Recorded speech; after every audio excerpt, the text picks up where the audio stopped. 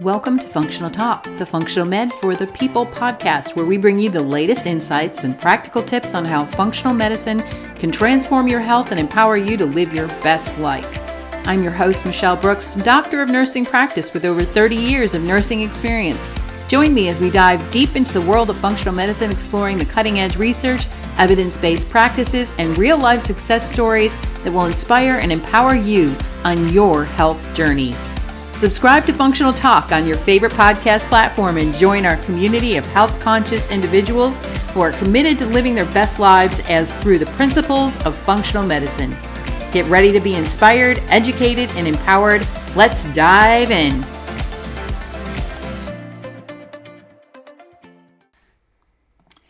So, welcome back to the Functional Talk, the Health for the People podcast. I'm your host, Michelle, and you may be noticing some changes going on here.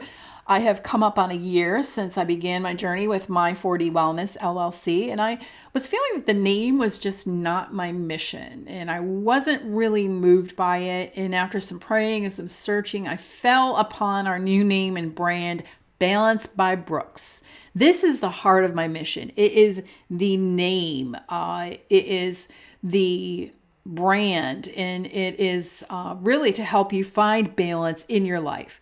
Balance is not just between work and life, but between work, life, and health, because it's so important. And I want to help you find balance in your stress and your daily tasks. So how does that happen, right? So it is my job to take my 30 years of nursing, my functional medicine training, and to help you navigate toward your best health. So today we are going to be talking about the elimination diet. And we'll look at the what, who, why, and the how. So looking at it through the root cause approach and using the functional medicine nurse lens, let's go ahead and dive in.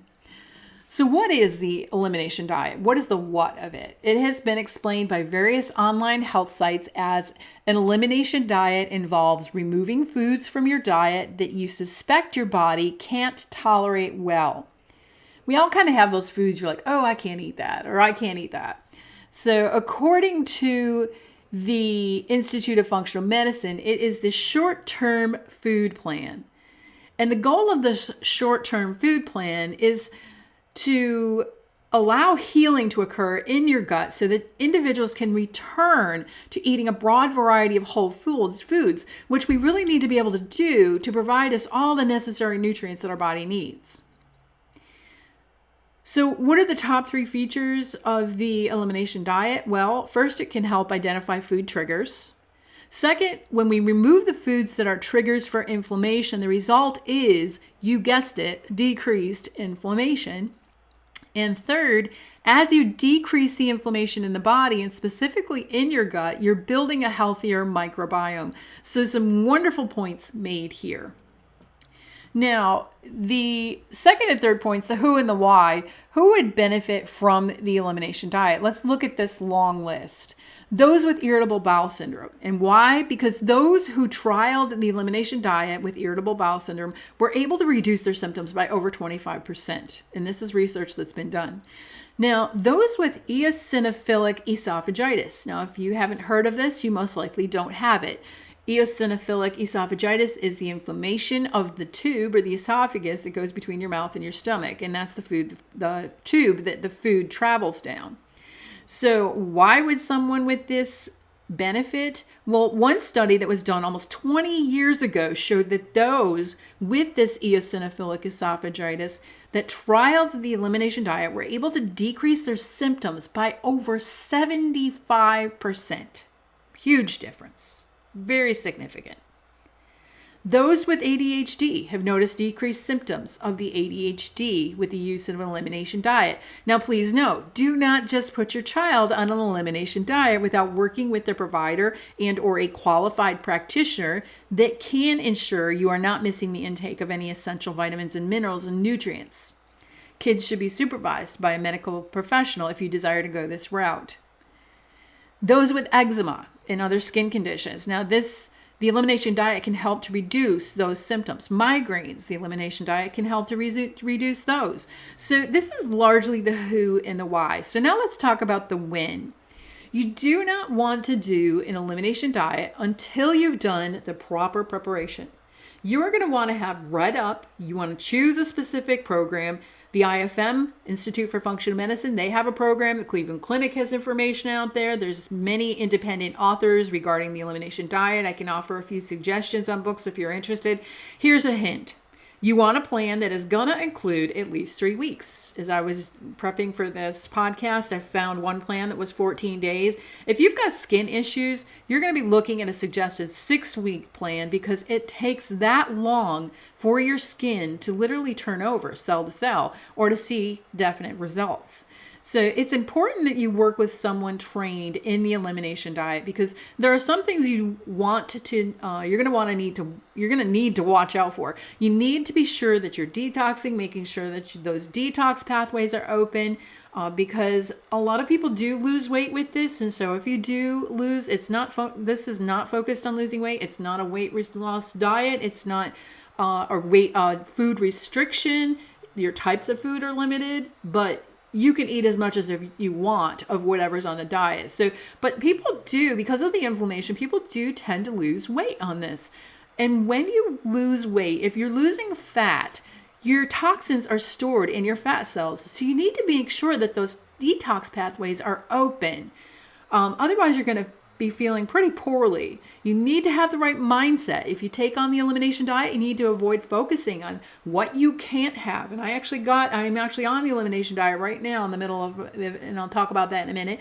But one of the things that I found was getting in the right mindset. And I was really opposed to doing it. I had done it last year for 3 months, didn't really have a great effect. And I talk about that on some of my social media posts. But what the important thing is to do is to really focus on the foods you can have.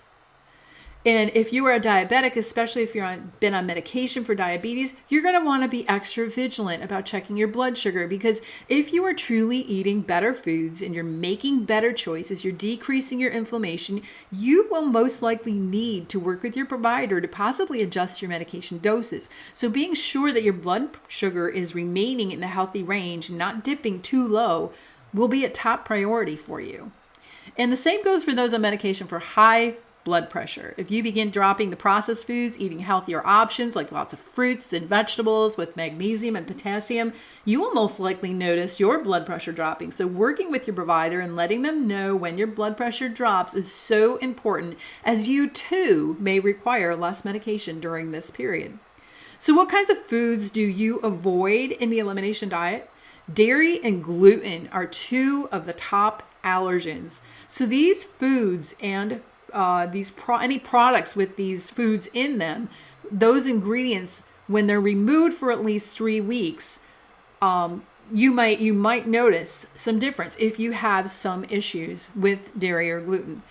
Beside dairy and gluten, you're going to want to stop any alcohol, beef, chocolate, coffee, soft drinks, energy drinks, some tea, corn, eggs, peanuts, pork, processed meats, shellfish, soy, and sugar. So what does that leave me, you say, right? I get it. I don't drink caffeinated coffee, but I'm currently on my first week of the elimination diet to see if I can help improve some eczema that's popped up on my hand over the last several months. I've always had a little bit of a itchy rash, but it has really gotten pretty annoying and it's gotten some open areas there now. So I need to really work on this, but I miss my decaf coffee that I would have once or twice a day. Really missing that. The foods that you can eat are dairy alternatives. You can have fish, fruits. Now, some programs, some elimination diets will limit your fruits. So be sure to follow your plan, especially with arthritis. Some people limit citrus, some don't. You can have game meats. You can have gluten-free whole grains. However, I was recently on an educational webinar and I heard that there has been some testing that they're doing on restaurants with their gluten-free products, and they're finding quite a bit of gluten in these products, which are supposing to be gluten-free. So be careful, take that for what it's worth, and listen to your body. You can have healthy oils, legumes, other than soy or peanuts. You can have nuts other than peanuts. You can have poultry, seeds, vegetables. Now, some with arthritis may want to stay away from nightshade vegetables. These are your potatoes, bell peppers, eggplant, and tomatoes, and these have been found to be inflammatory in some. I personally was not excluding them this time. I had last year when I did the 3-month elimination diet, trying to get rid of some inflammation. So I had done that last year. I didn't do it this time, and I didn't notice a problem last year. But this year, after 2 days of pulling out everything, I had potatoes with my dinner and noticed an extreme fatigue that set in after my meal and almost a food coma kind of type deal. And it took me by surprise. And then in the middle of the night, I actually woke up with some intense itching in my hand. That was the one that's got the eczema going on. The skin was definitely reacting to something. It was red. It was welting. When I scratched it, it would open. The bumps were opening. They'd ooze. So I tried some natural remedies for myself. I took some quercetin, which is a natural type antihistamine. I drank some lavender tea, which can also help with itching. I was finally, after 3 hours, able to go back to sleep. But needless to say, I'm like, no more potatoes. I'm not taking that risk.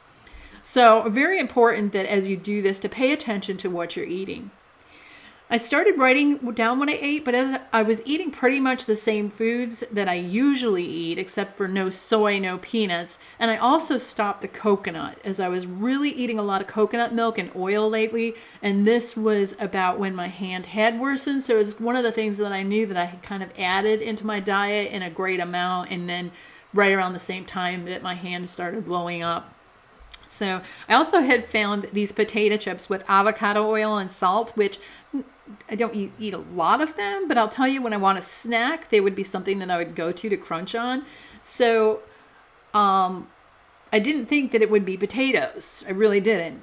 Now, hopefully it's only potatoes and not the coconut, but time is going to tell, and we'll talk about that too. So let's talk about the reintroduction phase of the elimination diet. This is probably the most important part, to be very diligent in only adding in one food at a time and wait for a few days to see if you have a reaction. So let's use my example. Let's say after 3 weeks, my hand is cleared up, I feel better, my joint pain's better, I'm delivered from some brain fog that I've had, and I decide that it is time to add back in some food.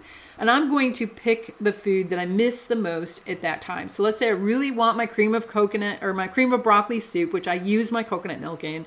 And so I'm going to add that back in. Now, I want to make sure I eat enough for it to be able to identify any issues. So day 1, I add back in 2 to 3 servings of coconut milk. Then day 1 and 2, I'm going to continue with the rest of my elimination diet foods. And I'm going to make sure that I keep track of any possible reactions. So I'm going to know any itching that I had, any symptoms that I might think might be related to that.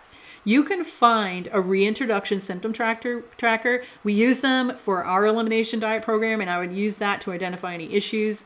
If I am not having any problems, then I would begin on day 3 by adding in the next food. So for me, that would definitely be soy, because I love soy sauce to cook with. It's a staple for me.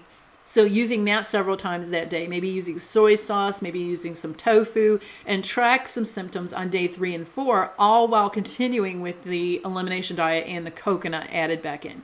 So then if there's no problems on day 5, I would add in the next food, and so on. And be sure to add things back in, like your coffee, your sugar, your tea, your chocolate, and all the other foods one at a time. Don't add in, say day 5 is going to be your coffee, and add in your coffee with some creamer, because then you've got 2 things that are blended together. So one thing at a time. So for me, I could add back in my decaf, and then instead of going with creamer, I could just throw some coconut milk in my creamer, and there. I've already had the coconut milk, so then if I'm having a problem with the decaf, I know it's the decaf.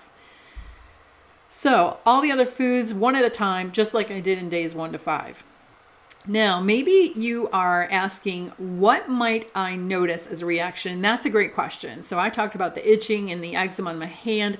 I talked about the fatigue, but you might notice some GI issues like diarrhea, constipation. You might get fatigue. You might be depressed. Some people literally have depression, anxiety, gas and bloating, even muscle or joint pain, itching. There's so many other symptoms. So what do you do when that happens? And that is another great question. Well, if you are doing the reintroduction and something does happen, you develop one of these symptoms, and you're like, oh, you want to stop that food immediately, and you want to stay away from that food and avoid eating it for the next 3 to 6 months. And then in the next 3 to 6 months, try another reintroduction, just as you did on day one with your previous diet, adding in that specific food, just the way we did on day one, having it 2 or 3 times during the day, and then continue the next day, keeping your regular diet, and see if over that 48 hours you notice any issues.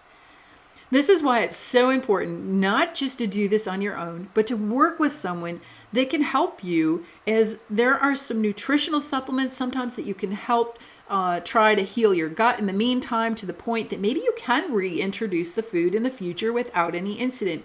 The big reason why we're reacting is because there is a problem with the lining in our gut. We get this leaky gut where the food particles that we eat end up getting through that gut lining. We call it intestinal permeability. And so we get that increased permeability in the intestinal lining. And so those particles literally get outside of where they're supposed to be. And the body says, hey, you're not supposed to be there. And then you get this autoimmune response, or this inflammatory response, where the body starts attacking those. So wherever they are, they start to attack them. So that's what causes that whole reaction.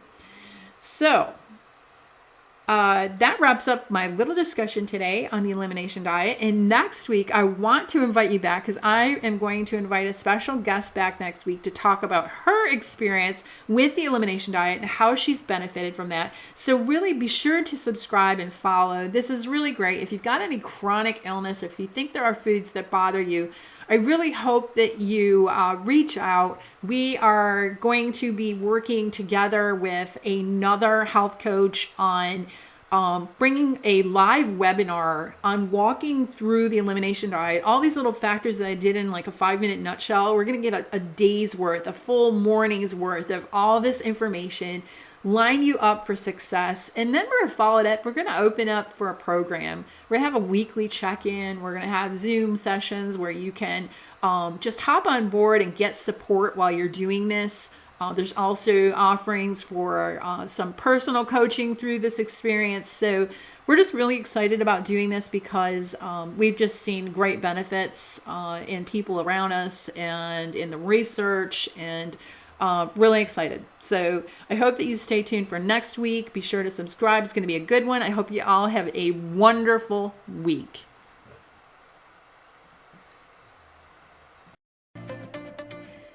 Thank you so much for joining us for another episode of Functional Talk, the Functional Health for the People podcast. I hope that today's talk has been informative and useful for you.